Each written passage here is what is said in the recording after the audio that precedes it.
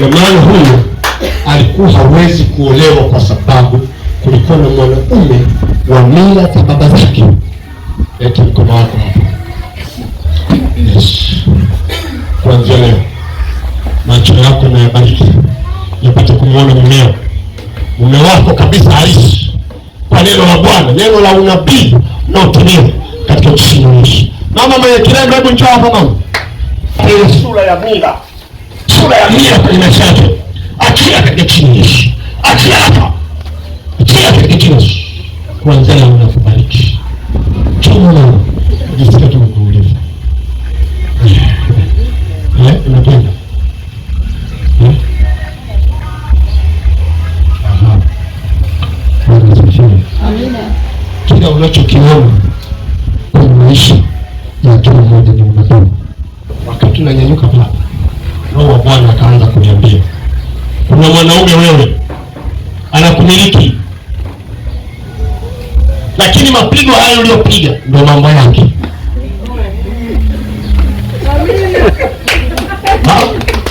Ndio mambo yake. Huyo mwanaume anakumiliki wewe. Hata sasa hivi ukitaka kumfukuza ni kutoa tu ushindi. Amina. Nakwambia ukweli. Amina. Wacho kesi. Kwa sababu hii ni mila ya yule mwanaume.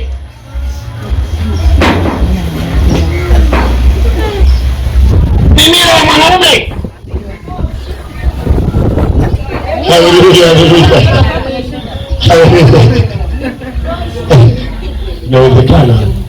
Inawezekana kwake ni mtihani, lakini ndio mila inamwezesha yule mwanaume kuyamiliki maisha yako. Sasa angalia, nimekuta umezaa hadi watoto wasioonekana, nimekuta 3 wa kipepo, lakini baba wa wale mwanaume wa kipepo wanasafiri, anapenda mila hii. Kwa hata sasa hivi, hata kama angetumia dakika 5 akafunga hii, yaani itatoka hapa itafunga hapa. Haleluya. Yule mwanaume anaaga sekunde hivi, dakika hii tu anaaga, labda anampenda, kwa sababu ni mila ya yule mwanaume kwa kichini. Huyu mwanaume amekaa kwenye tumbo lako la uzazi. Huyu mwanaume wa kichini, yule baba wa watoto wako, yule baba wa watoto wako. Alafu wa sasa, kati ya hawa wanaume wawili ambaye ninapomtazama nakuta hana uwezo wa uzazi, unakuwa unapotea, ni yule wa kwanza, ni huyu wa pili. Mume wako halisi unaishi naye anamuondolea uwezo wa uzazi. Kwa anapomuondolea uwezo wa uzazi, inabaki changamoto juu ya watoto. Kweli? Samehe juu ya yule mwanaume wa kichawi, yule mwanaume wa kipepo anayenitesa kwenye ndoa yangu, amevamia tumbo la uzazi na kuharibu uwezo wa uzazi juu ya mume wa maisha yangu. Katika jina la Yesu, nimekuinulia mkono wangu, iwe ishara ya kwamba naomba unisamehe, niondolee hatia hii na ubaya huu katika jina la Yesu. Weka mkono wako juu. Kuna operation inaendelea. Baba nakushukuru. Baba nakushukuru. Nakushukuru katika jina la Yesu. Uza kuwa chuma kwa ajili ya kuoa kila pando la yule muovu, kiti cha enzi. Hebu naomba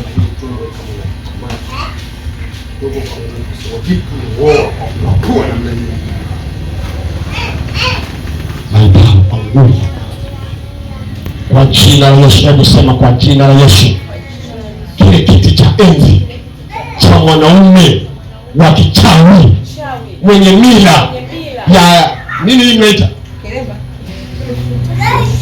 ya shungi, leo, kuanzia leo hii mila naitangua, haitakuwa yake tena kwa kwenye tumbo la uzazi. Leo nakikamata kwa jina Yesu. Imeandikwa kila pando. Ngoa kwa jina Yesu. Ngoa kabisa. Haleluya. Bwana Yesu asifiwe. Huyu sio mtu baada ya kusikia neno la Bwana. Sio mtu. Unakuwa mfumo wa Mungu. Kwa anakuwa ni Mungu amevaa mwili. Lakini ukiendelea kujibeba kwamba wewe ni binadamu, maana yake bado uko chini ya sheria za kuingia katika majaribu. Maana anasema majaribu hayakuwapata ninyi isipokuwa ni kawaida ya wanadamu. Nyoka anazaa nyoka, si ndio? Mungu atazaa nani? Kwa hiyo ina maana mtu ambaye amezaliwa na Mungu kwa neno, tofauti yake kati ya mfumo wa kuzaa Mungu na kuzaa kwa binadamu.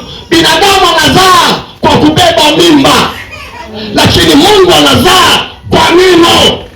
Kwa mimba ya mcha Mungu ambaye amebeba neno la Bwana, anaposubiri neno la unabii litimie, maana yake anakuwa na mimba kwa neno la Bwana. Mimba ni unabii. Kwa mfano, binadamu anapokuwa na mimba, ili unabii ukamilike, watu wanasubiri kuona nani? Mtu anazaliwa.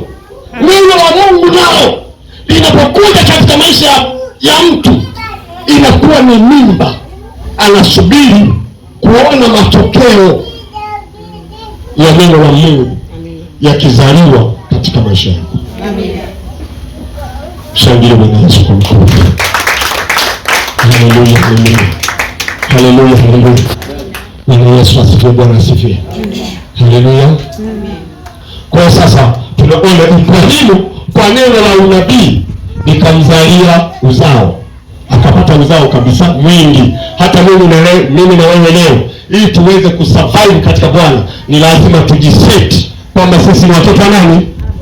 Wa Ibrahimu. Na tukijiseti kwamba ni watoto wa Ibrahimu, maana yake sisi ni miongoni mwa watoto wa Ibrahimu. Ndio neno la Mungu linasema, na Mungu ndiye alimwambia Ibrahimu itakuwa hivyo. Kwa kumbe kila neno la unabii linataka ulilee. Jifunze kulea neno la unabii. Usikashifu neno la unabii. Usitukane neno la unabii. Wala nabii. Usikashifu nabii. Utafeli. Utaanguka. Utapata laana bure. Utahama kwenye laini yako ya maisha kwa kumtukana nabii. Haleluya. Bwana Yesu asifiwe sana. Lakini leo neno la unabii, haleluya, tumelisikia vya kutosha mahali hapo katika jina la Yesu. Leo neno la unabii liumbe mtoto, liumbe miujiza ndani ya maisha yako, liumbe ufunguo milango kwenye maisha yako. Haleluya. Na kuanzia leo ni kwa neno hili la unabii, maisha mapya ya kinabii yapate kuzaliwa kwenye maisha yako katika jina la Yesu Kristo Bwana wa Mungu aliye. Hebu sema roho ya utasa na ugumba wa kiroho. Roho ya kimaskini na aibu wa kiroho kwa jina la Yesu kwenye maisha yangu inakukemea katika jina la Yesu. Roho ya utasa, roho yenye kuanguka na kuzuia unabii kwenye maisha yangu, sikia neno la Bwana leo, nakufukuza na badala yake mimi nazaa utajiri kwa neno la Bwana. Nazaa muujiza kwa jina la Yesu, hata kama ni kwa ajabu itazaa kwa jina la Yesu. Na kwa sababu Bwana amenipa watu, nami natabiri kwa jina la Yesu upako wa watu kwenye maisha yangu, kwenye kazi yangu, kwenye biashara yangu katika jina la Yesu. Maana ni saa yangu ya unabii unaotimia katika jina la Yesu. Haleluya. kuwa na kusudi la Mungu mbinguni, lakini ukiwa duniani. Amen. Nasema ndani ya hii wiki kuna watu mtapata ndoto ya biashara zenu. Amina. Ndoto ya kazi zenu. Amina. Ndoto ya ndoa zenu. Kwa jina Yesu aliye hai. Kwa jina Yesu aliye hai. Na kuna watu mtapata ndoto ya nyumba zenu. Kwa jina Yesu Kristo. Hadi ya kuwaona wale wazee maskini. Sasa naona gari nyuma yao. Amina.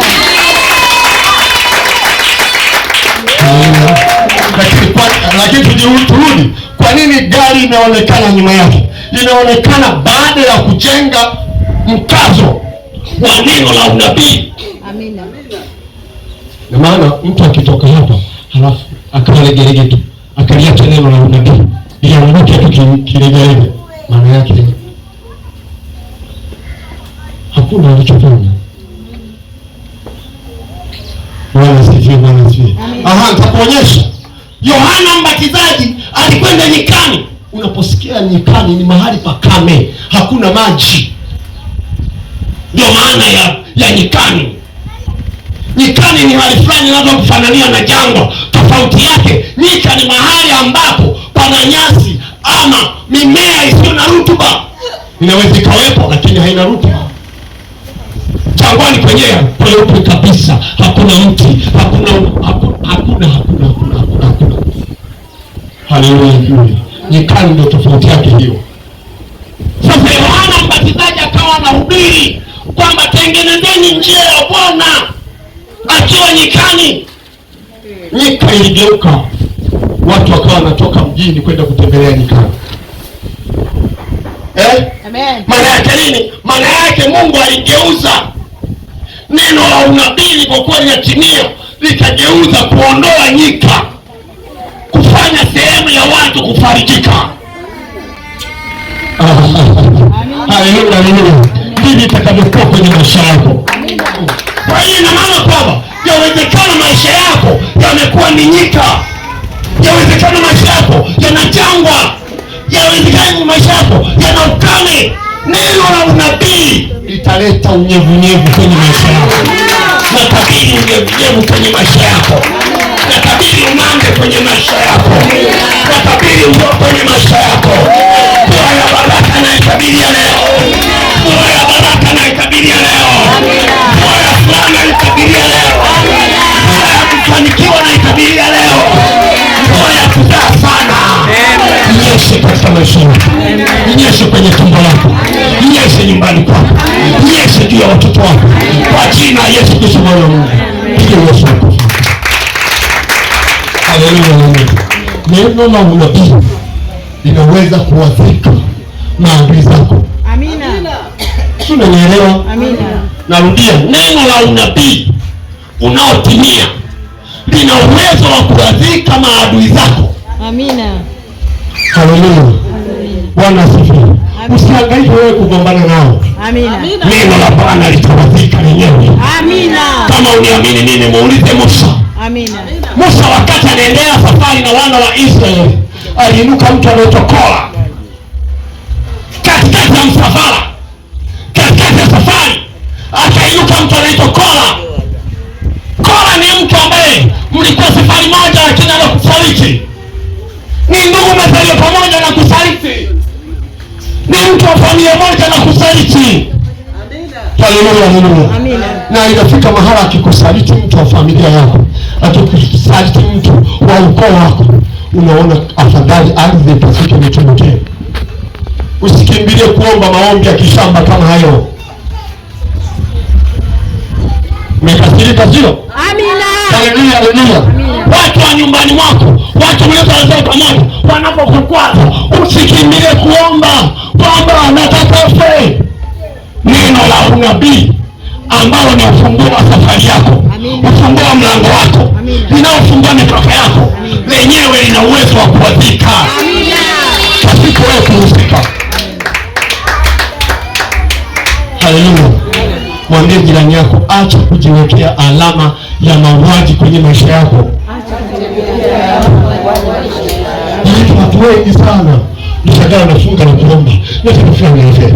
Wewe acha ushamba wako. Afe. Ukosa hata uzigeni sasa. Haleluya. Amina. Ukisoma maandiko. Maandiko yanasema kazi ya Misri na bidhaa ya Kushi na Waseba, watu walio warefu watakuja kuinama. Amina. Sio unapolazimisha watu wa Misri wafu, nani aje kuinamia? Wewe mwenzako utamwambia kuinamia. Umeroga. Haleluya, haleluya. Haleluya. Amina. Haleluya. Amen. Acha ushamba huo. Amina. Unajipunguzia idadi ya watu kwenye maisha yako. Mtaji wa kwanza ni rasilimali watu. Amina. Ili Mungu wa mbingu na nchi awe ni Mungu, cha kwanza akatengeneza watu hawa, akawabariki wakazae waongezeke. Mwambie jirani yako, Mungu atakubariki. Cha kwanza anakupa watu. Mama, hebu naomba nitazame mama pipi. Wewe hapa, wewe mwenye draft hapa unashika kinywa chako simama. Haleluya. Amina. Nashangaa nimegusia habari ya watu. Bwana asifiwe, Bwana asifiwe. Amina. Nimegusia habari ya watu. Nimemwona mtu tena kwenye maisha. Nimemwona mtu kwenye maisha. Amekuja. Haleluya. Amina. Sogea huko kwenye mtu. Nimemwona mtu amekuja kwenye maisha yako. Amina. Nasikia watu. Nimemwona mtu akija kwenye maisha yako. Amen. Niliona unabii. Nimeona mtu akija kwenye maisha yako. Lakini mtu huyu amekuja kama mwenzi wako. Hajaja kama mfanyabiashara. Naelewa? Haleluya. Nimemwona mtu huyu akija kwenye maisha yako. Lakini nyuma yake, dalili yake, nyuma yake sijaona kama na uzao. Inaonyesha hajawahi kuzaa. Wakati naona kwenye picha, wakati naongea maneno haya, ndio picha niliyoiona pale kwenye maisha yake. Haleluya. Atakuwa ni miongoni mwa watu walioonekana kana kwamba amechelewa kuingia kwenye jukumu la mahusiano ya familia. Amina. Picha yake ya kwanza. Haleluya. Amina. Bwana Yesu asifiwe sana. Kwa maana sijaona hata akiwa na watoto nyuma yake, sijaona. Amina. Bwana kuwekea mkono kwa ajili ya kudhihirisha na Mungu akamchague, akamwinue kokote aliko. Amina. Kokote aliko. Amina. Hata kama alionekana amepotea. Amina. Neno hili unabii ni zaidi ya mkono. Litamshika na kumleta kwenye maisha yako. Weka mikono yako juu sasa. Funika macho yako wakati neno hili tunatembea. Ndio.